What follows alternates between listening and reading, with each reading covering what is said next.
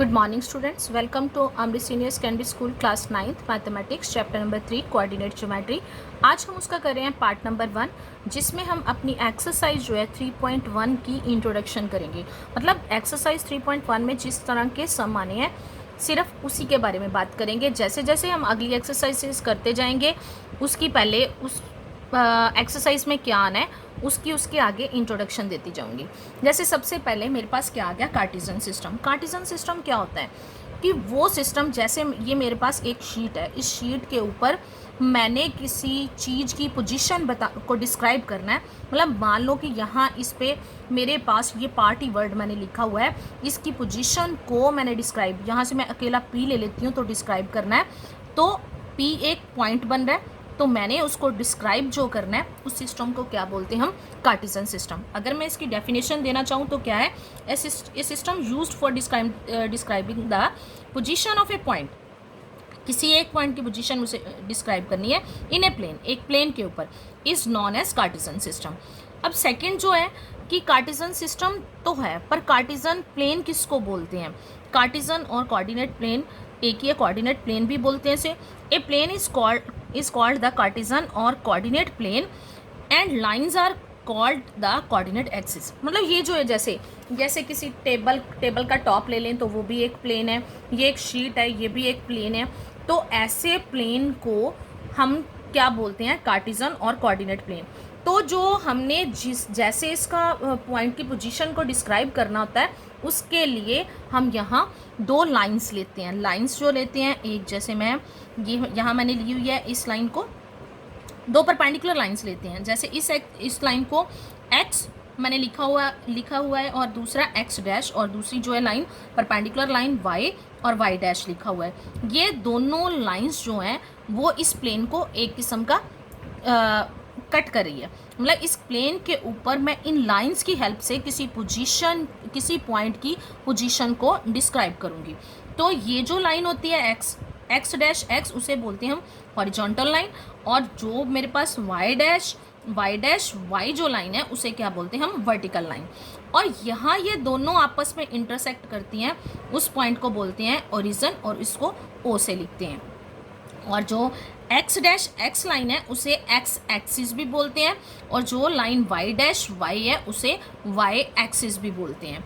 दूसरा जो हम जहाँ ये दोनों लाइन इंटरसेक्ट कर रही हैं ओ पे, ओ के अगर मैं एक्स वाली लाइन लूँ तो ओ के जो लेफ्ट साइड पे जो नंबर आते हैं वो नेगेटिव नंबर आते हैं, और ओ के राइट साइड पे जो नंबर आते हैं वो पॉजिटिव नंबर आते हैं।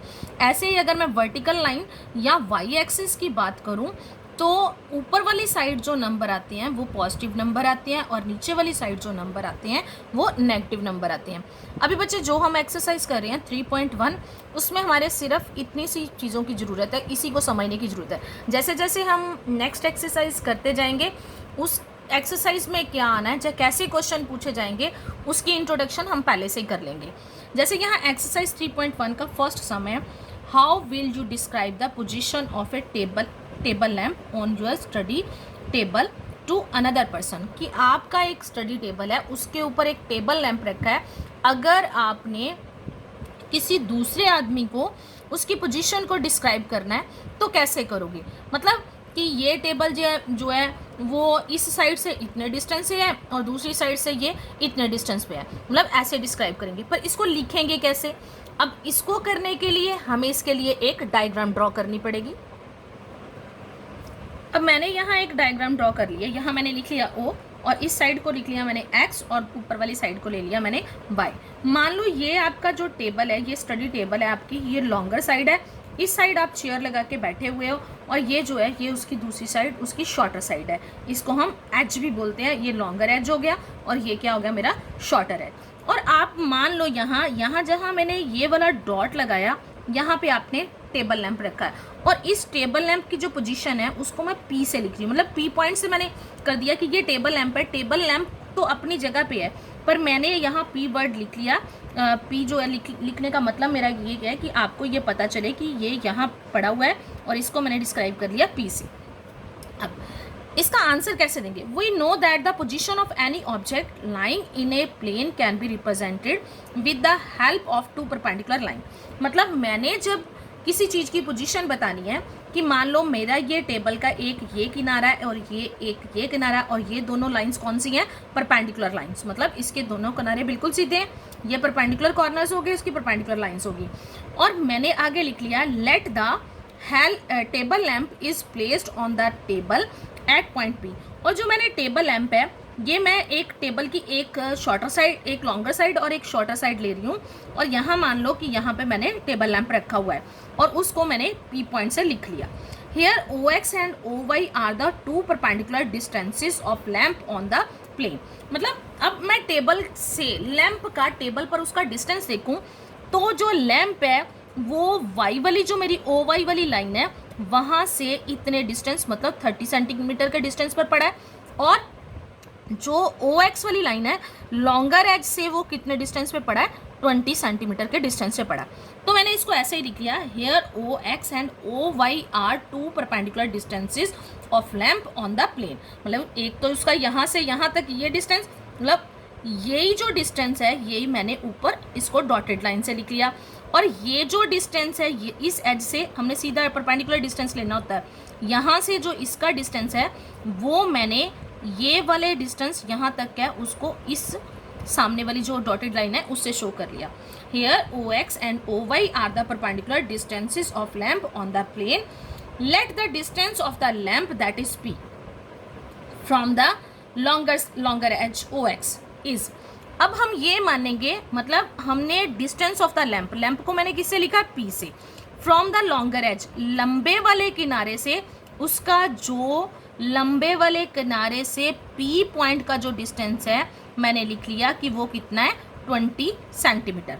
Longer edge O X is 20 centimetre and distance of P, और इसी का पी का जो डिस्टेंस है उसके शॉर्टर साइड मैं मान रही हूँ कि ओ वाई वाली शॉर्टर साइड है, उससे उसका डिस्टेंस कितना है, 30 centimetre. So the position of the lamp.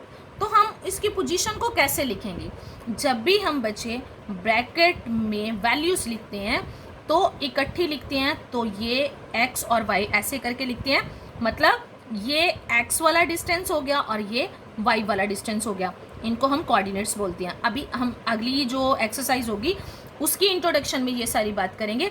अभी आपके लिए इतना ही समझना है कि पहले हम जब भी डिस्टेंस लिखेंगे ब्रैकेट में तो O से ये वाला ओ एक्स वाला डिस्टेंस लिखेंगे, और दूसरा जो डिस्टेंस लिखेंगे वो ओ वाई वाला डिस्टेंस लिखेंगे।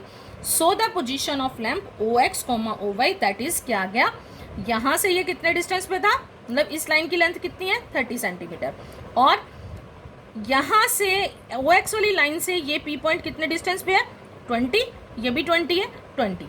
ये फर्स्ट सम हो गया। अब हम करते हैं सम नंबर सेकेंड, पहले उसकी स्टेटमेंट देखते हैं। अब बच्चे जो सम नंबर सेकंड है वो यहाँ लिखा हुआ है street plan. A city has 2 main roads, मतलब एक सिटी है जिसमें 2 मेन रोड्स हैं, which cross each other at the centre, जो एक दूसरे को सेंटर में से क्रॉस कर रही हैं, of the city. These 2 roads are along the north south direction and east west direction. पहले अभी मैंने जो इतनी स्टेटमेंट पढ़ी है इसी को मैं डायग्राम की हेल्प से आपको शो कर देती हूँ। अब देखो बच्चे, ये मैंने डायग्राम की हेल्प से एक मैंने ये ले ली है एक्स एक्सिस और एक ये ले लिया है वाई एक्सिस। जो ई और डब्ल्यू लिखा है, ये जो एक्स एक्सिस है उससे मैंने ईस्ट वेस्ट शो करा है, और दूसरी जो है एन एस उससे नॉर्थ और साउथ डायरेक्शन को शो करा है। मतलब ये 2 मेन रोड है, एक ईस्ट वेस्ट और दूसरी क्या है मेरे पास, नॉर्थ साउथ। सबसे पहले जितना मैंने स्टेटमेंट का पार्ट पढ़ा है उसमें क्या लिखा हुआ था कि एक सिटी है जिसमें 2 स्ट्रीट है, एक ईस्ट वेस्ट और दूसरी जो है नॉर्थ साउथ है, जो आपस में इंटरसेक्ट कर रही हैं, मतलब किसी पॉइंट पे क्रॉस सेक्शन बनाओ। क्रॉस सेक्शन मतलब जहाँ ये दोनों रोड्स हैं आपस में कट कर रही हैं या क्रॉस कर रही हैं एक दूसरे को, तो ये आ गया। अब इसके बाद आगे की स्टेटमेंट पढ़ते हैं। अब अच्छे इसका अगला पार्ट है, all the other streets of the city run parallel to these roads and are 200 metre apart, then there are 5 streets in each direction using 1 centimeter equal to 200 meter. Draw a model of the city on your notebook, represent the roads या streets by single line. अब उन्होंने और क्या बोला है कि कहता है कि all the other streets of the city run parallel to these roads. मतलब जो हमने एक ईस्ट वेस्ट का और नॉर्थ साउथ का जो रोड बनाया है उसके पैरेलल 20 स्ट्रीट्स हैं, जो कि हर एक स्ट्रीट में आपस का डिफरेंस 200 मीटर है, और there are 5 streets in each direction. मतलब कि अगर मैं नॉर्थ साउथ डायरेक्शन वाली साइड लूँ तो वहाँ भी 5 स्ट्रीट्स बन रही हैं, और अगर मैं ईस्ट वेस्ट वाली डायरेक्शन में लेती हूँ तो वहाँ भी 5 स्ट्रीट्स बन रही है। तो वो कहता है आपने ये जो इनके बीच का डिस्टेंस कितना है, 200 मीटर अपार्ट है, तो इसको शो कैसे करना है? आपके स्केल में जो 1 सेंटीमीटर का पार्ट है उसे 200 मीटर से शो करना है। और draw a model of the city, और आपने एक सिटी का मॉडल अपनी नोटबुक पर ड्रॉ करना है, represent the road streets by single line. और जो रोड है और जो स्ट्रीट है उसे हमने एक सिंगल लाइन से शो करना है। अब बच्चे यहाँ मैंने जो जैसे मैंने पीछे बताया था पिछले सम में कि इसको एक्स एक्सिस बोलते हैं, इसको वाई एक्सिस बोलते हैं। जो एक्स एक्सिस है उसे मैंने ईस्ट वेस्ट डायरेक्शन पे, और हम हमेशा जब भी दो लाइंस को ऐसे लिखते हैं, इस साइड को एक्स एक्सिस को हमेशा इस साइड ईस्ट और इस साइड वेस्ट और इधर नॉर्थ और इधर साउथ डायरेक्शन से रिप्रेजेंट करते हैं। तो उन्होंने बोला है कि जैसे ये ईस्ट वेस्ट रोड है इसके पैरेलल मतलब वो लाइनें जो आपस में मतलब जहाँ से मर्जी देख लो डिफरेंस सेम है। 5 स्ट्रीट्स हैं, 5 स्ट्रीट हैं, मतलब ये मैंने ईस्ट वेस्ट डायरेक्शन ली, first street, second, third, fourth और 5 स्ट्रीट्स जो हैं वो ईस्ट वेस्ट डायरेक्शन के मैंने पैरेलल बना ली। और सेम उसी तरह कह रहा है वो जो नॉर्थ साउथ डायरेक्शन है उस डायरेक्शन के पैरेलल भी 5 स्ट्रीट्स हैं। इसको मैंने 1 नंबर दे दिया, इसको 2, 3, 4 और 5 ये मैंने ड्रॉ कर ली। और ये कहता है पैरेलल होनी चाहिए। दूसरा वो क्या कहता है कि जैसे ये रोड है, ये पहली स्ट्रीट है, इन दोनों के बीच में 200 मीटर का डिफरेंस है। जैसे मैंने यहाँ लिख लिया कि इन दोनों स्ट्रीट्स के बीच में 200 मीटर का डिस्टेंस है, और इस साइड को भी 200 मीटर का डिस्टेंस है। पर वो कहता है कि 200 मीटर जो है वो हमने अपने स्केल पे 1 सेंटीमीटर से शो करना है। जैसे यहाँ दोनों जो लाइनें कट रही हैं वहाँ मैंने स्केल रखा, यहाँ 0 रखा, 1 2 3 4 5 तक मैंने साइन लगा लिए और पैरेलल लाइंस 5 ड्रॉ कर दी। ऐसे ही अब मैंने स्केल इस साइड को रखा, 1 2 3 4 5 साइंस लगा के पैरेलल लाइन जो है वो ड्रॉ कर ली। मतलब इस सम की जो स्टेटमेंट है वो थोड़ी लेंथी है। इसके लिए पहले मुझे स्टेटमेंट के अकॉर्डिंग उन्होंने बोला है कि जो स्ट्रीट मैप है इसे अपनी कॉपी पे नोटबुक पे ड्रॉ करो। तो मैंने जैसे जैसे उन्होंने बोला था उसको ड्रॉ कर लिया। अब इसकी आगे की स्टेटमेंट देखते हैं। अब उन्होंने यहाँ क्या बोला है, there are many cross street in your model, कि यहाँ पर बहुत सी स्ट्रीट्स हैं जो वो आपस में एक दूसरे को क्रॉस कर रही होंगी आपके मॉडल में। There are many cross street in your model, a particular cross street is made by 2 streets. मतलब ए पर्टिकुलर क्रॉस स्ट्रीट जो है वो मेड बाय 2 स्ट्रीट्स जहाँ पे इंटरसेक्ट कर रही हैं उनसे बन रही है। जैसे one running in the north south direction and another in the east west direction. Each cross street is referred to in the following manner. If the second street running in the north south direction and the fifth in the east west direction meet at some crossing, then we will call this cross street 2, 5 using this convention find. अब बच्चे उन्होंने बोला है ये जो आपने model बनाया है ये बहुत सारी जगह पे, जैसे मैं ये ईस्ट वेस्ट ले लूँ और ये नॉर्थ साउथ डायरेक्शन वाली जो स्ट्रीट्स ले लूँ, वो कहता है वो सारे जो हैं वो एक एक पॉइंट पे आपस में इंटरसेक्ट करें। जैसे ये दोनों स्ट्रीट, मैं इन स्ट्रीट की बात कर रही हूँ, ये मैंने ले ली ईस्ट वेस्ट वाली और ये मैंने ले ली नॉर्थ और साउथ वाली। तो यहाँ ये कहाँ कर रहे हैं आपस में इंटरसेक्ट, इस पॉइंट पे कर रहे हैं। तो ऐसे वो बोलता है कि अगर ये ऐसे आपस में बहुत सारे जो हैं वो आपके पास क्रॉस बन रहे हैं, मतलब क्रॉस सेक्शन जो है जहाँ वो इंटरसेक्ट कर रही है वो बने। अब वो कहते हैं कि अगर नॉर्थ साउथ डायरेक्शन से मैं सेकंड स्ट्रीट लूँ तो नॉर्थ साउथ डायरेक्शन मेरी ये वाली है, तो यहाँ से सेकंड स्ट्रीट बनेगी ये। और अगर वो कहता है कि ईस्ट वेस्ट जो है वो वाली डायरेक्शन से मैं फिफ्थ स्ट्रीट लूँ, तो फिफ्थ स्ट्रीट कौन सी है, 1 2 3 4 और 5, मतलब मैं इसको लूँ तो ये दोनों आपस में कहाँ कट रही हैं, और सेकंड लाइन और इधर से फिफ्थ लाइन ये मैंने मार्क करा है, ये इस पॉइंट पे आपस में इंटरसेक्ट करी है।